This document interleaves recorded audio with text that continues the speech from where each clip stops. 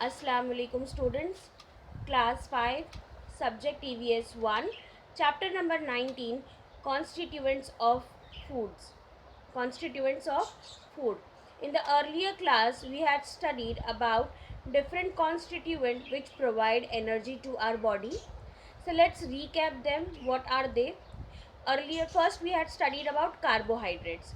In carbohydrate, three components were there, three substances were there. One was starch, second one was sugar, and third one was fiber. So these were the three substances that combine together and form carbohydrate, and it provides energy to our body. Quickly we'll take two foodstuffs that provide starch, sugar, and fiber. So for starch, uh, the two foodstuffs we can take it as sweet potato, sago. Then for sugar you can take it as milk. There are plenty, there are many, but let's for recalling we'll take two. So for sugar we can take jaggery and sugarcane. Then for fiber we can take it as cereals and uh, for this fibers we'll take cereals and skin of fruits and vegetables. All right. Then moving further, we did fats. Yes, it also provides energy. It provides twice the quantity of energy as compared to carbohydrate. But we use fat in a smaller quantity as compared to the other constituents of food. So there are many examples or substances from which we get foodstuffs from which we get fats. Example, we can take it as butter and milk, butter and ghee. Now moving further, today we will start with proteins.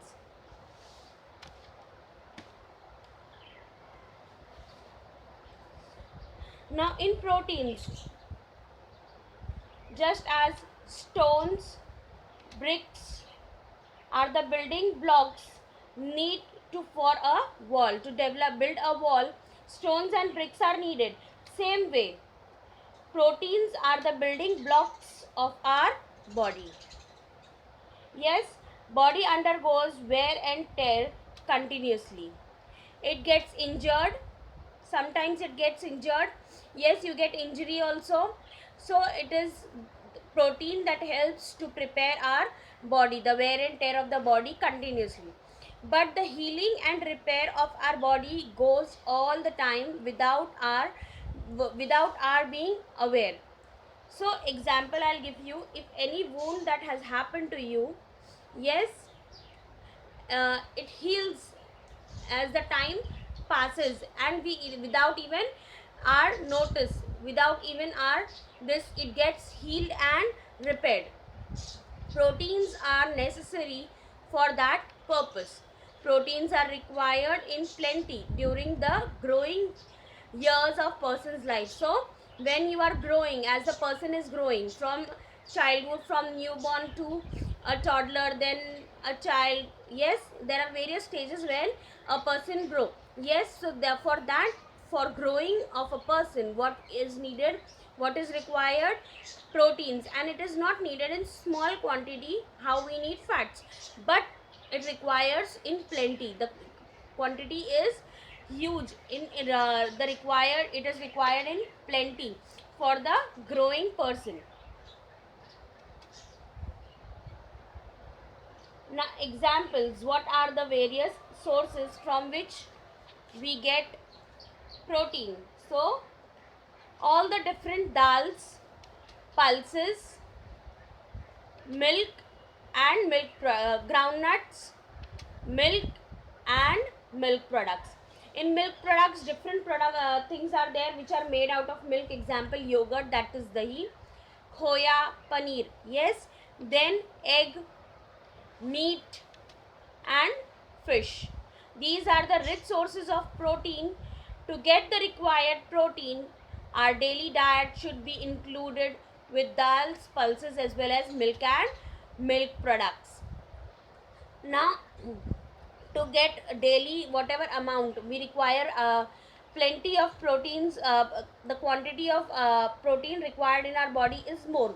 So to get the daily need of it, we need to include in our food that the on regular basis dals, pulses, milk and milk products on our in our food, so that we get the protein which is required to us.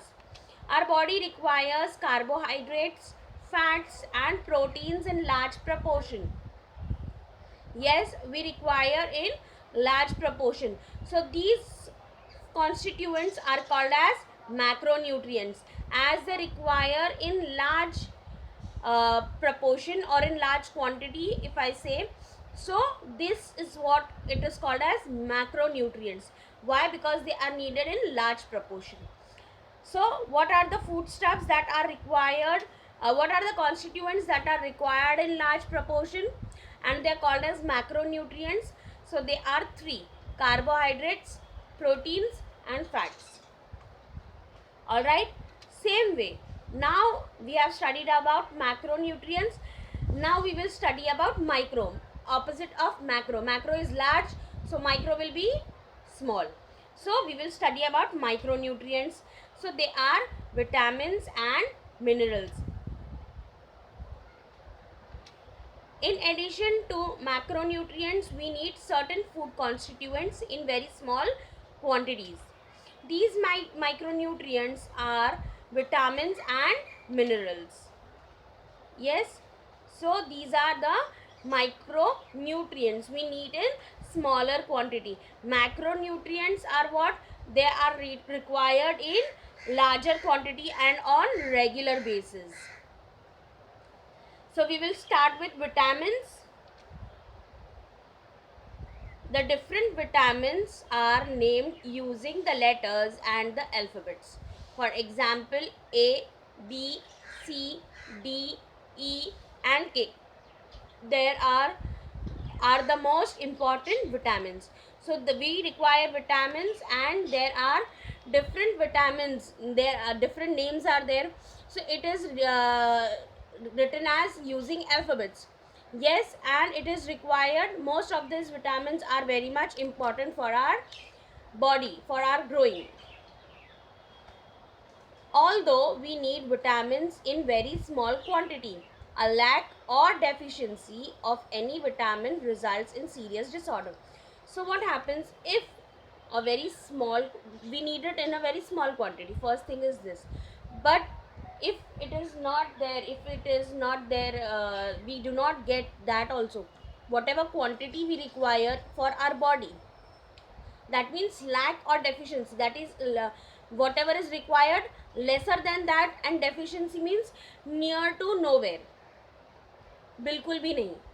So that is deficiency of any vitamin. So if any of the vitamin is not present in required amount, so it will cause to us to a serious disorder. Then it can give us health hazards also. We can face different problems internally in our body.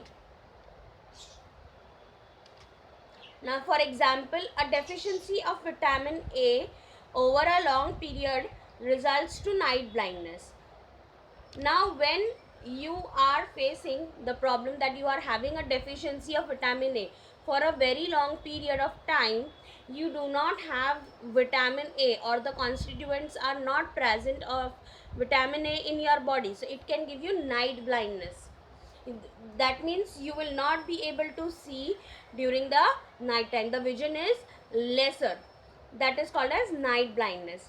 And then a deficiency of vitamin D results in weak and brittle bones. So if you do not have vitamin D properly in your body, so it gives so what it happens, our bones become weak. And brittle bone means that can be broken easily.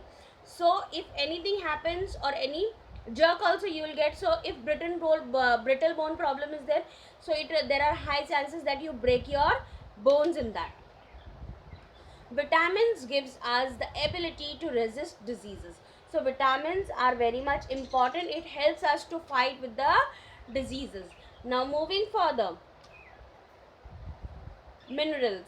So Iron, calcium, sodium, potassium are examples of minerals that are essential for our body. They are needed in a very small quantities, but they have an important part to play in all necessary functions of our body. So whatever necessary functions are there in our body, it has an important role to play. We require in very small quantity, very light, but what it is very much essential. इसके बिना हमारा काम होगा नहीं. Everything is important.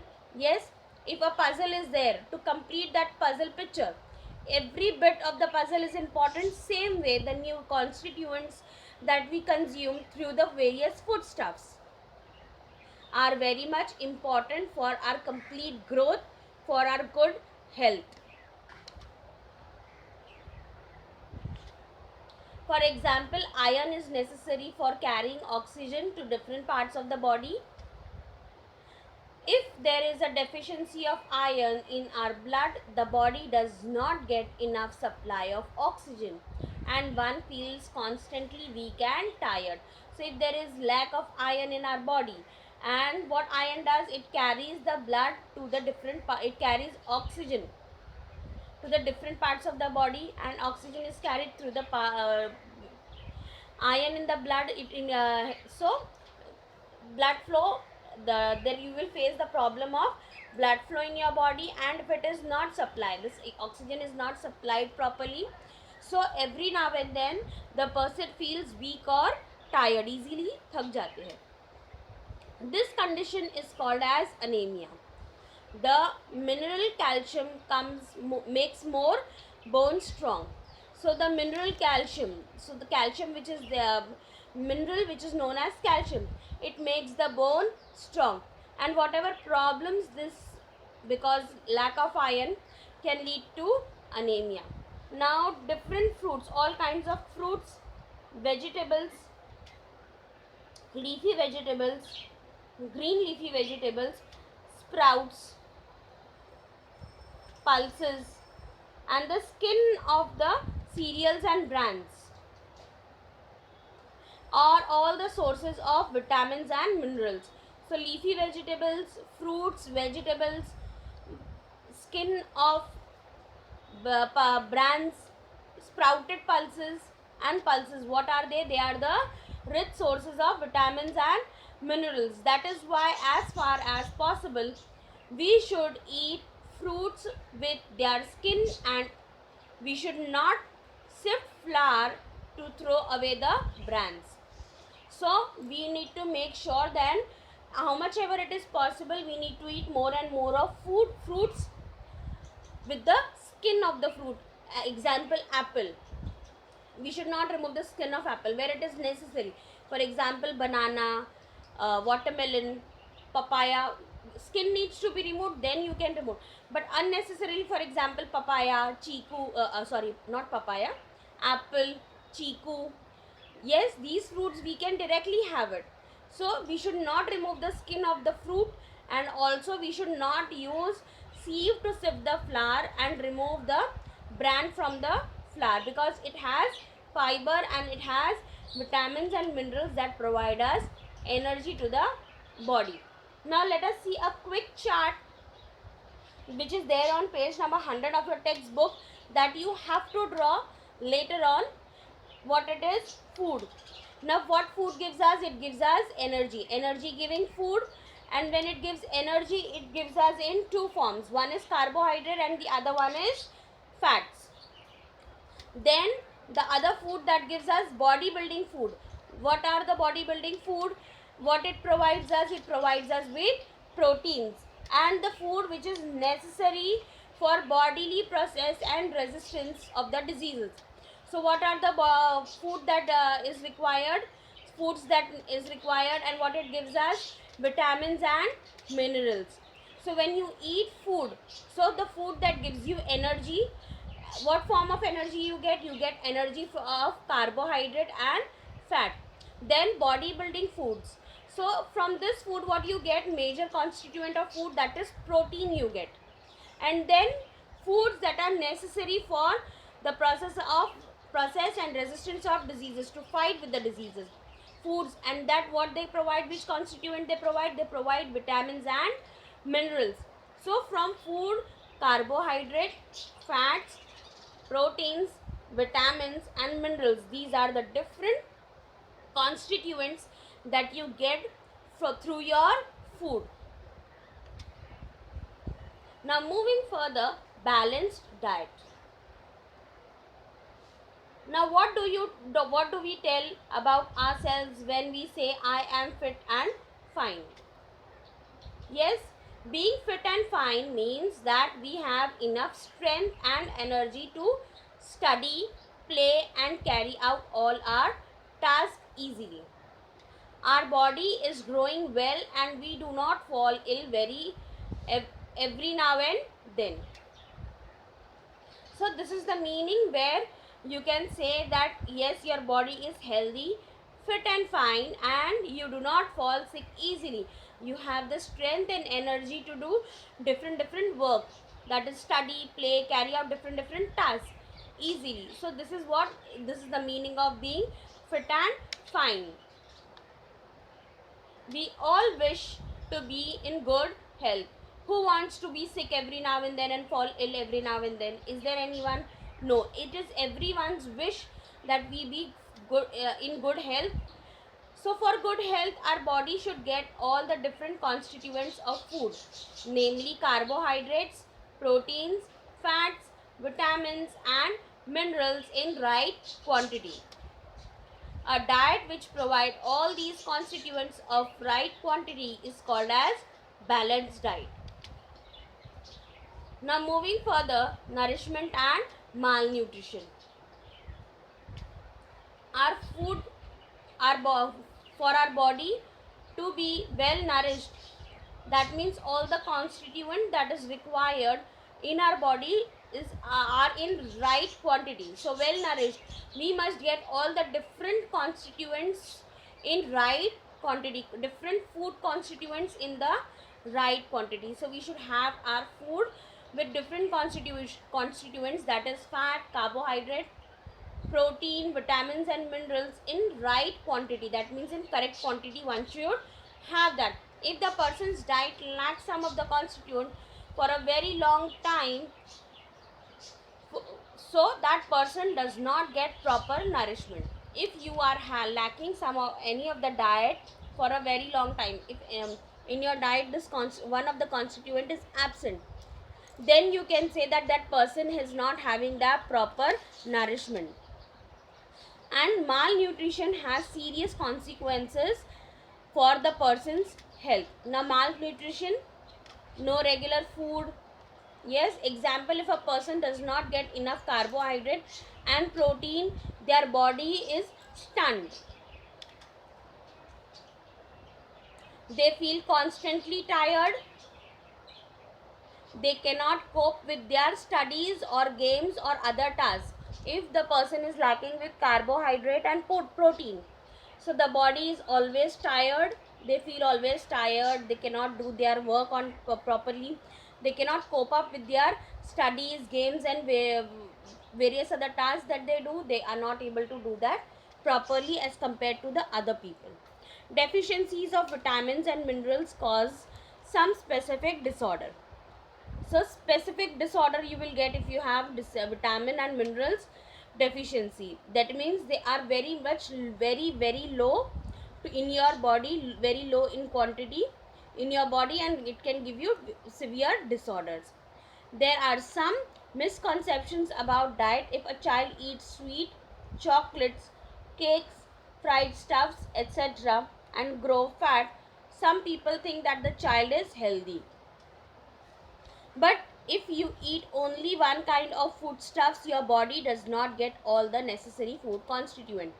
Such a person would be malnourished. So that means what? That if some of the constituent which are not present in the body and they are lacking with that, so that child is called as malnourished. That means lacking of complete nourishment. Now that is all complete food.